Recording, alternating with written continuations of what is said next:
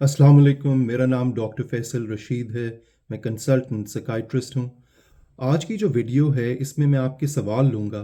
जो मैंने एक वीडियो एंग्जाइटी डिसऑर्डर और उसके इलाज पे बनाई थी, उसके नीचे आपने बहुत से सवाल किए हैं और मैं चाहता हूँ कि उनमें जो इम्पोर्टेंट क्वेश्चंस हैं उनको मैं एक एक करके उनके जवाब दूँ। एंग्ज़ायटी के बारे में मैं काफ़ी बात कर चुका हूँ। उसके इलाज के बारे में भी मैंने अलहदा से वीडियोस बनाई हैं, लेकिन कुछ ऐसे स्पेसिफ़िक सवाल होते हैं जिनके जवाब देने के लिए मैं ये वीडियो बना रहा हूँ। उसमें एक साहब ने सवाल किया है कि मुझे 10 साल से एंग्ज़ायटी का मसला है। मैं इलाज करवा रहा हूँ लेकिन ठीक नहीं हो रहा। देखिए, ये जो कंडीशन होती है इसमें 2-3 चीज़ें देखना ज़रूरी हैं। कुछ लोगों में बीमारी के अलावा पर्सनालिटी के भी इश्यूज होते हैं। या तो उनकी पर्सनालिटी हमेशा से बहुत एंग्शियस रही है, वो परेशानी ज़्यादा लेते थे, उनमें स्ट्रेस कोपिंग यानी परेशानी को बर्दाश्त करने की सलाहियत कम थी। उनका बचपन, उनके प्रॉब्लम्स बहुत ट्रॉमेटिक नेचर के थे। अभी तक उनकी लाइफ में स्ट्रेसर्स चल रहे हैं, ऑनगोइंग है, मज़ीद परेशानियाँ आ गई हैं, या कोई जिस्मानी बीमारी है, या साथ में कोई ड्रग्स ऑफ अब्यूज़ नशा वो चल रहा है, या जो उनका इलाज हुआ है या तो पहले तशख़ीस ही ठीक नहीं हुई थी, ये भी बहुत कॉमनली होता है, या जो उनको दवाइयाँ दी गई हैं वो इतनी ज़्यादा हैं कि उनके आपस के इंटरेक्शन की वजह से भी एंग्ज़ायटी मज़ीद बिगड़ रही है। लेकिन इन सारी वजूहात को अगर हम साइड पे भी रख दें, कुछ लोगों में एंग्जाइटी या डिप्रेशन वो रेजिस्टेंट हो जाती है, जिसका दवाई या थेरेपी उससे भी खातिर ख्वाह असर नहीं होता, फ़ायदा नहीं होता, और उनमें सिम्टम्स को एक हद तक मैनेज किया जा सकता है, लेकिन मुकम्मल तौर पे वो सिम्टम्स ख़त्म नहीं होते। लेकिन ऐसे लोगों की तादाद बहुत कम होती है और इसमें और बहुत से फैक्टर्स होते हैं। मेजॉरिटी लोगों में दवाई के ज़रिए, इलाज के ज़रिए मुकम्मल तौर पे शिफा होती है, लेकिन डिप्रेशन या एंग्जाइटी की बीमारी एपिसोडिक बीमारी है। इनमें एपिसोड्स आती हैं। हो सकता है पहली एपिसोड के बाद 5 साल तक ये बीमारी दोबारा वापस ना आए, लेकिन फिर एक वक्त आता है, हो सकता है 2 साल बाद, 5 साल बाद, 10 साल बाद या 20 साल बाद भी नेक्स्ट एपिसोड आ सकती है। डिपेंड करता है, इसमें मल्टीपल फैक्टर्स होते हैं जिनको एज अ डॉक्टर आपने कंसिडर करना होता है। क्या एंग्जाइटी की बीमारी में वीकनेस होती है? बिल्कुल होती है, क्योंकि ब्रेन, आपका दिमाग स्ट्रेस में होता है। आपके जो नर्व सेल्स हैं वो एग्जॉस्ट हो जाते हैं। उसकी वजह से आपके जो मसल्स हैं उसमें ब्लड सप्लाई भी कम हो जाती है, जिसकी वजह से कमज़ोरी होती है, पट्ठों में खिंचाव हो सकता है, क्रैम्प्स हो सकते हैं।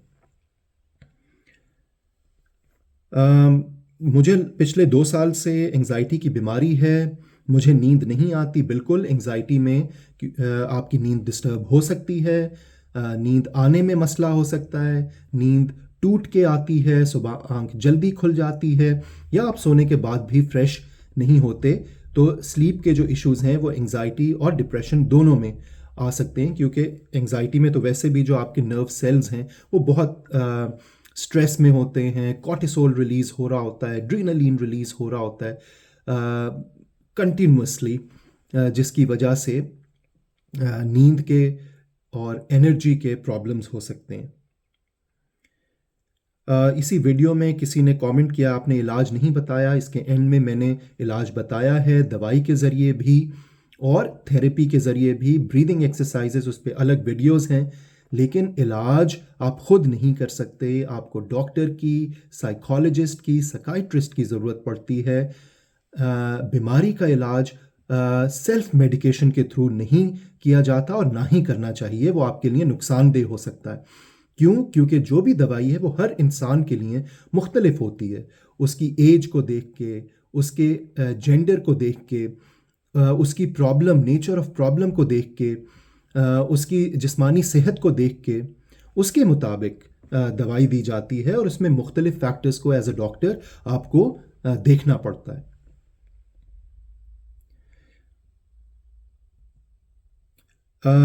किसी ने कमेंट किया है कि सूरह रहमान सुने, दुआ करें, और दवाई की ज़रूरत नहीं है, एंजाइटी ठीक हो जाएगी। देखिए बिल्कुल, जो जो आपका बिलीफ है, जो मज़हब बताता है, चाहे आपने दुआ करनी है, आपने सूरह रहमान सुननी है, ये तो बहुत ज़रूरी है। ये तो किसी भी आप बीमारी, जिस्मानी बीमारी हो जाए, उसके साथ भी आप दुआ करते हैं, आप कुरान की तिलावत करते हैं, जो आपको हेल्प करता है उस बीमारी से निकलने में, और आपको गैबी मदद हासिल होती है, आपको तक़वियत मिलती है। लेकिन उसके साथ-साथ इलाज करवाना भी ज़रूरी है। जिस तरह आपके बाकी ऑर्गन्स हैं, आपका दिल, आपका जिगर, आपके गुर्दे, उसी तरह दिमाग है, उसमें भी वही खून जाता है जो आपके हार्ट में जाता है, आपके लंग्स में जाता है। तो उसमें भी कोई बीमारी हो सकती है। एंग्ज़ायटी, डिप्रेशन, साइकोसिस, ये सारी रियल इलनेसेस हैं, ये पाई जाती हैं। इसमें बेपनाह एविडेंस मौजूद है, और उसका एक इलाज होता है। दवाई भी खानी चाहिए और दुआ भी करनी चाहिए। किसी ने लिखा है, मुझे पढ़ाई के वक्त बहुत एंग्जाइटी होती है। बिल्कुल, परफॉर्मेंस एंग्जाइटी हम में से कई लोगों को होती है। आम हालात में ऐसा नहीं होता, लेकिन वो सिचुएशनल एंग्जाइटी होती है। फॉर एग्जांपल, पब्लिक स्पीकिंग के वक्त कोई प्रेजेंटेशन देनी है, लोगों के दरमियान बात करनी है, किसी से कोई डील करनी है। इसी तरह कुछ लोगों को एग्ज़ाम एंग्जाइटी होती है। इसका ताल्लुक बचपन के किसी बुरे एक्सपीरियंस से भी हो सकता है, एग्ज़ाम से रिलेटेड, पढ़ाई से रिलेटेड। टीचर ने सख्ती की हो, घर में बहुत प्रेशर हो नंबर्स लाने का, हाई परफॉर्म करने का, बहन भाइयों का एक वो स्टैंडर्ड सेट हुआ होता है, कज़न से मिसाल दी जाती है, तो उस वजह से बच्चों में प्रेशर आता है और एग्ज़ाम से पहले बहुत एंग्जाइटी पैदा होती है। पहले तो ख़ुद मैनेज करने की कोशिश करनी चाहिए, ताकि आप उसका तरीका ये कि आप प्रिपरेशन अच्छी करें, आप पढ़ाई भी करते हैं, लेकिन साथ-साथ अपने स्ट्रेस को रिलीव करने के लिए वर्जिश करें। आप नमाज से आपको हेल्प होती है, जो भी आप हेल्प लेना चाहते हैं। आपको म्यूज़िक सुन के हेल्प होती है, आपको दोस्त से बात करके हेल्प होती है। अपनी नींद पूरी करें, अपने आराम का, अपने खाने-पीने का ख़्याल रखें। और परफॉर्मेंस एंग्जाइटी होगी, लेकिन जैसे आपका पेपर शुरू होगा, एग्ज़ाम में आप बैठेंगे, आहिस्ता आहिस्ता वो एंग्जाइटी कम होना शुरू हो जाएगी। फिर भी अगर आपकी एंग्जाइटी डिसेबलिंग है, हद से ज़्यादा बढ़ जाती है, तो फिर आपको इलाज की, काउंसलिंग की या दवाई की भी ज़रूरत पड़ सकती है।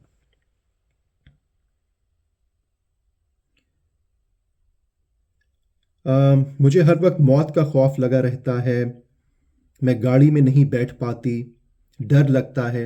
अब देखें, ये वो सिचुएशन है जहाँ पे ये नॉर्मल एंग्जाइटी नहीं है, ये अब बढ़ चुकी है, क्योंकि आपकी फंक्शनिंग इफ़ेक्ट हो रही है। एक तो हर वक्त खौफ रहना, ये कोई हेल्दी चीज़ नहीं है। फिर अगर आप काम पे नहीं जा पा रहे, आप गाड़ी में सफ़र नहीं कर पा रहे, आपके रिलेशनशिप्स, आपके रिश्ते अफेक्ट हो रहे हैं, तो अब ये डिसऑर्डर या बीमारी की शक्ल इख्तियार कर चुकी है। अगेन, इसका इलाज थेरेपी के ज़रिए भी किया जाता है, इसका इलाज दवाई के ज़रिए भी किया जाता है, और आप अपनी नॉर्मल फंक्शनिंग, अपनी नॉर्मल लाइफ की तरफ लौट सकते हैं। विदाउट ट्रीटमेंट, यानी दवाई के बगैर, मेडिसिन के बगैर क्या इलाज हो सकता है एंग्जाइटी का? देखिए, बिल्कुल हो सकता है, अगर आपकी एंग्जाइटी माइल्ड या मॉडरेट दर्जे की हो, यानी कम या दरमियाने दर्जे की। लेकिन जब वो दरमियाने से शदीद यानी सिवियर दर्जे की हो जाती है, तब सिर्फ थेरेपी या ब्रीदिंग एक्सरसाइज, यानी सांस की मश्क या वर्जिश या सेल्फ हेल्प, वो हेल्प नहीं करती। उसके साथ आपको दवाई की ज़रूरत पड़ती है। तो yes, mild to moderate cases में सेल्फ हेल्प के ज़रिए, काउंसलिंग के ज़रिए, अपनी मदद आप के ज़रिए आप उससे निकल सकते हैं। लेकिन जब वो मसला मॉडरेट टू सिवियर यानी शदीद नौइयत का हो जाए, आपकी फंक्शनिंग इफेक्ट होना शुरू हो जाए, आप काम नहीं कर पा रहे, आपकी याददाश्त कमज़ोर हो गई है, आपको नींद नहीं आ रही, आपके रिश्ते अफेक्ट हो रहे हैं, गुस्सा, चिड़चिड़ापन, रोना, जब ये चीज़ें बढ़ चुकी हैं, तो फिर वो सिर्फ थेरेपी से या दुआ करने से ठीक नहीं होगा। उसके लिए आपको इलाज की, दवाई की ज़रूरत है। और बेस्ट इलाज वो होता है जिसमें काउंसलिंग और दवाई दोनों साथ साथ ली जाए। अम, तो ये इम्पॉर्टेंट क्वेश्चंस थे जो एंजाइटी से रिलेटेड वीडियो जो मैंने बनाई थी उसके नीचे आपने पूछे हैं। यकीनन इसके अलावा भी सवाल होंगे जो मैं नेक्स्ट वीडियोस में उनको टेकअप करूँगा। अभी के लिए बहुत शुक्रिया एंड खुदा हाफिज़।